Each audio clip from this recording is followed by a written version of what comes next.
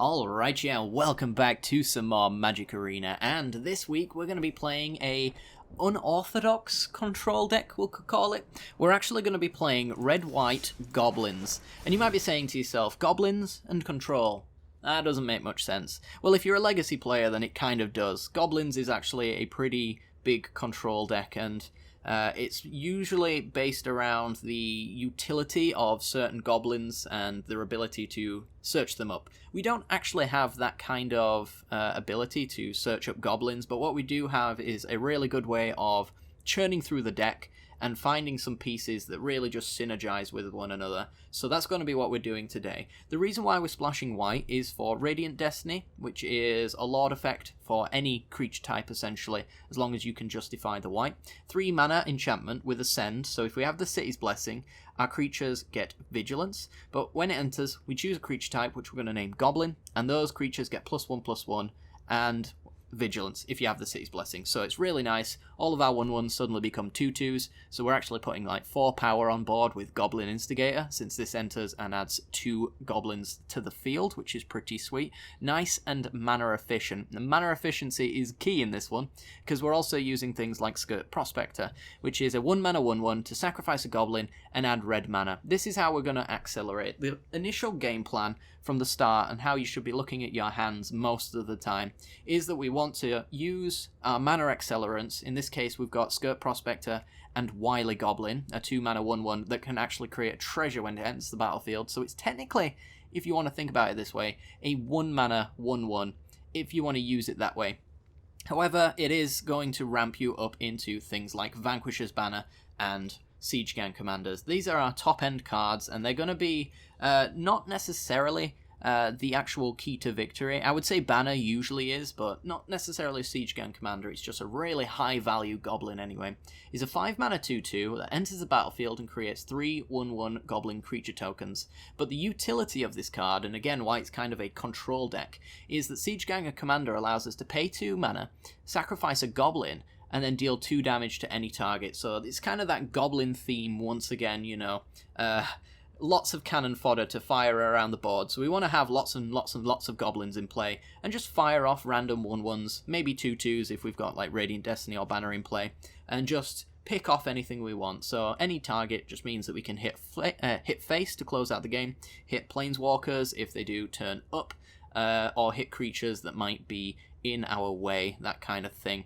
Vanquisher's Banner is also kind of a utility card in a control sense, because control decks want lots of card advantage, and that's exactly what Banner does. 5 mana artifact, and in addition to being a Lord effect to give creatures that we control +1/+1, it also says whenever you cast a creature spell of the chosen type, you get to draw a card. So suddenly Skirt Prospector is a 1 mana 1/1 that draws us a card.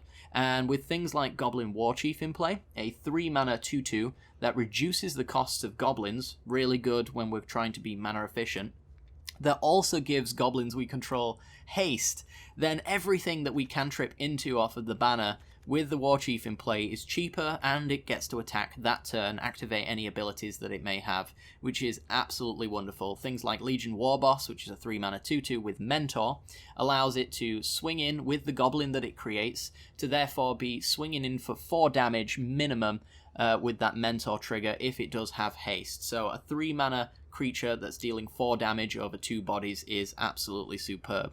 We've even got Chain Whirlers in here just as a catch-all for kind of low to the ground bodies, so mono red, things like that, that's got like 1 toughness creatures all over the place. It's a 3 mana 3/3 with First Strike, which makes it a really, really beautiful body, and also kills pretty much everything in its way. Also hitting Planeswalkers as well, which is not irrelevant. We are going to be dealing with Planeswalkers, at least in the first game, by using things like Prison Realm. It's the newest War of the Spark card for this deck. This is actually not a new deck for me. It's one that I've been playing with for quite a while, and it does pretty decently. It's not like Tier 1. It's probably the mid to low Tier 2, I would call it. So don't expect it to be beating any of the Tier 1 lists very consistently, but it is a lot of fun to play. But yeah, Prison Realm is our way to deal with Planeswalkers and creatures. I used to have Conclave Tribunal in its place, but I think the fact that this is 1 mana cheaper, the Convoke on Conclave Tribunal wasn't actually a problem for that reason, but just having it consistently cheaper, Prison Realm is pretty good for that. But it also has the added ability when it's dealing with creatures or planeswalkers, which was what Tribunal was hitting all of the time anyway. Very rarely wanted to hit artifacts or enchantments.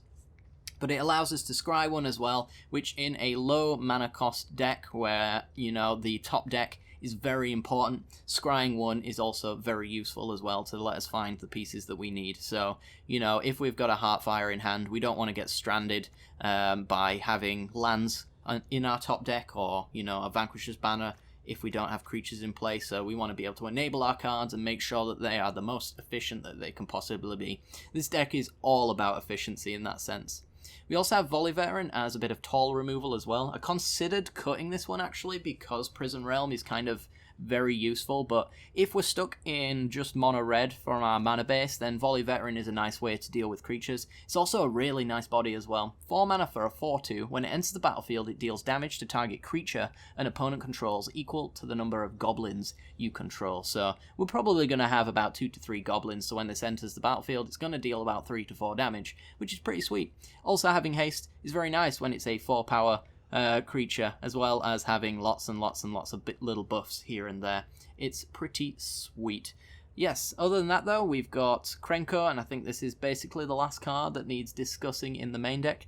A 3 mana 1/2. I just kind of had to put Krenko in here. I'm not entirely sure if he is the perfect card, but the fact that he actually attacks as a 2/3, which is pretty sweet, and then also makes 2 1/1s, is kind of what we want to be doing. You know, we're going to be making our goblins a lot more bigger than, you know, the initial thing. So like Krenko on turn 4, if I drop a Radiant Destiny down, he's going to be putting 3 2/2s into play instead of the 2 1/1s that he would normally be putting into play. I think that was the problem with the Calamity deck as far as Krenko was concerned. He didn't have haste, which Warchief can enable, also makes him cheaper, and he didn't also have a decent starting body to allow him to push through anything, which is what Banner and Radiant Destiny are going to do for us here. So I actually see Krenko dealing a lot more damage and being a lot more effective for this deck as opposed to the Calamity list. He also enables Veteran as well because he's just adding to the Goblin count, things like that. It's a pretty nice synergy deck,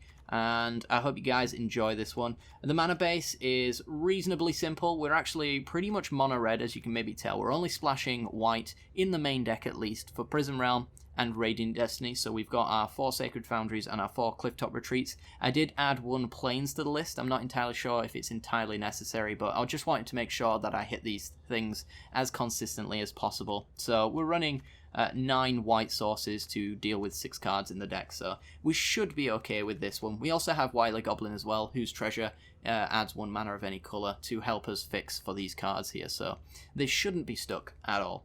But yeah, because I'm adding some white cards to the sideboard, I figured I might as well just add an extra Plains in here just to make sure that colour screw doesn't end up being a thing, because it's definitely a possibility.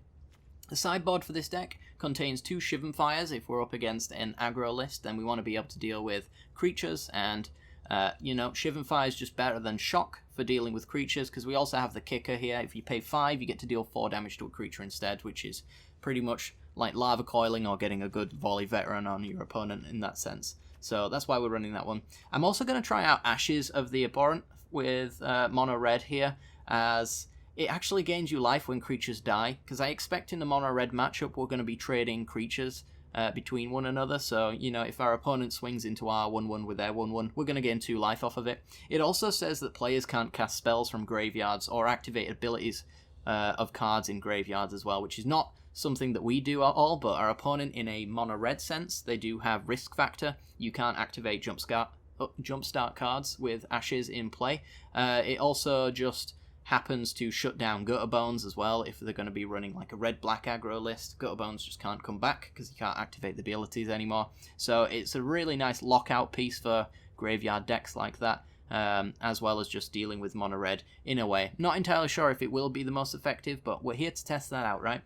I also have 2 Lava Coils for a bit of toll removal. It's here basically for the old school Sultai matchups if we end up coming against them, because we really want to hit like Hydroid Krasis, which should be around about 4 toughness a lot of the time when you first see them, and I don't want my opponent to be able to find them back into their hand. So Lava Coil, 4 damage to a creature, and exiling it as well is very relevant against graveyard-based synergy decks. We do have 2 copies of Conclave Tribunal as well, because Planeswalkers are rampant, so Conclave Tribunal is our way of dealing with Planeswalkers, as well as hitting artifacts and enchantments if it is indeed something that we do need to worry about. As I mentioned, we're running Prison Realm at the moment, which only takes care of creatures and Planeswalkers, so if that ends up being an issue for us, we can actually slot in a few Tribunals just as a catch-all, since it is still easy enough to cast in this deck, as well as just, being better than Prison Realm in some cases. I think Prison Realm's better in most cases for us, though, for what we're trying to use this slot for, at least.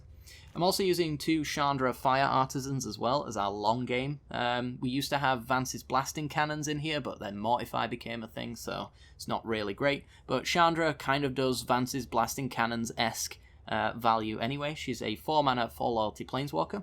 She ticks up to exile the top card of our library, and it allows us to play that this turn. So we can actually play lands off of this, so we want to keep that in mind when we make our choices for the turn. So if we haven't made our land drop yet, we're going to wait until we've actually ticked up with Chandra so that we don't waste that possible card draw there.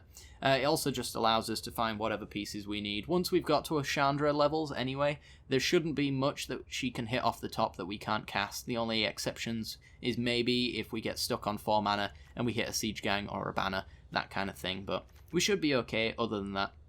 She also -7s to exile the top 7 cards of your library, and you get to play them this turn, so that's drawing 7 cards and getting some supreme value. But in addition to that, her passive also synergizes quite well. It says whenever 1 or more loyalty counters are removed from Chandra, she deals that much damage to an opponent or Planeswalker. So that -7 also technically includes deals 7 damage to a player, an opponent or Planeswalker as well, so something to keep in mind. She's also very hard to deal with if your opponent is running damage-based removal for Planeswalkers, so lightning strikes and things of that nature. It's going to deal some damage, so that at the very least we get some value out of it. Not so great against control that has Vraska's Contempts and Angrath's Rampages and anything that just doesn't directly get towards Chandra. It's going to be a problem, but, it is what it is. It's the nature of the game.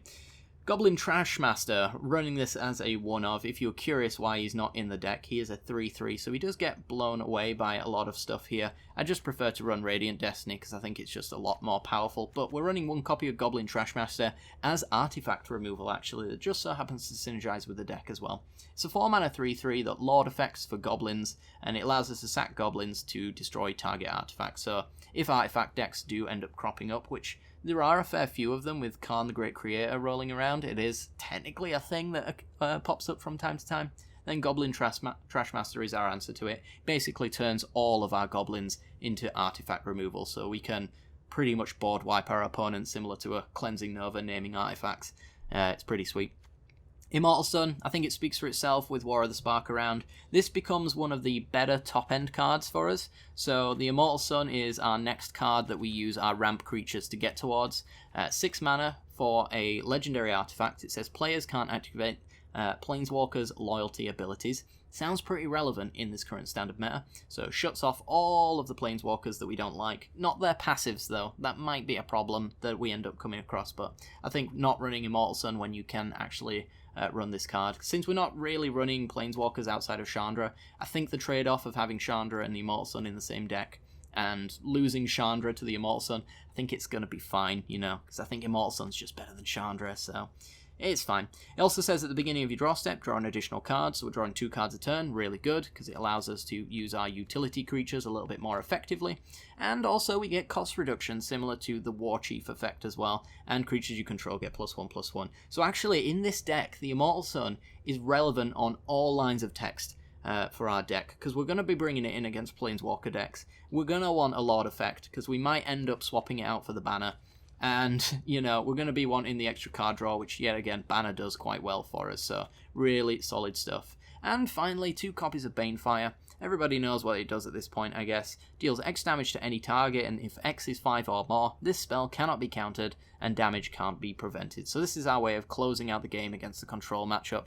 We do generate a lot of mana, thanks to Skirt Prospector. What we can do is draw loads of cards, and play lots of lands, get a Prospector down, sack our entire board post-combat, and then Banefire where X is all of our lands plus all of our creatures, and since the damage can't be prevented or countered, there is no risk whatsoever, for the most part I guess, to actually sacking our entire board state. If your opponent's running Revitalize, I guess there's a little bit of risk, but it's just not going to crop up that often, so running Banefire for that reason. And that's essentially the deck. I hope you guys enjoy this one. We've played this quite a fair bit on streams before, and it's done pretty well, and a lot of people have enjoyed watching it do its thing. There's a lot of synergy in this deck as well, like Legion Warboss having the Goblin creature turn up every turn. If we do end up having like a Stone Wall effect where that token can't really get through anything, then we have like synergy on Siege Gang to sacrifice that Goblin, which basically turns it into every single turn it deals 2 damage to a target, almost similar to a Cavalcade in that sense. So there's just so many like little pieces of synergy just scattered all around this deck, and I absolutely adore playing this list. So I hope you guys enjoy watching it. If you do enjoy it, then make sure to hit that like button and subscribe. Share the video around if you do enjoy it and you know somebody who might enjoy the Gobbo tribe as much as I do. Helps out the channel a great deal and lets me know what kind of content you're interested in seeing. So without further ado, I'm going to leave you off here. Make sure to go to the matchups. It will be on the end card. But yes, I will see you all next time. Bye bye.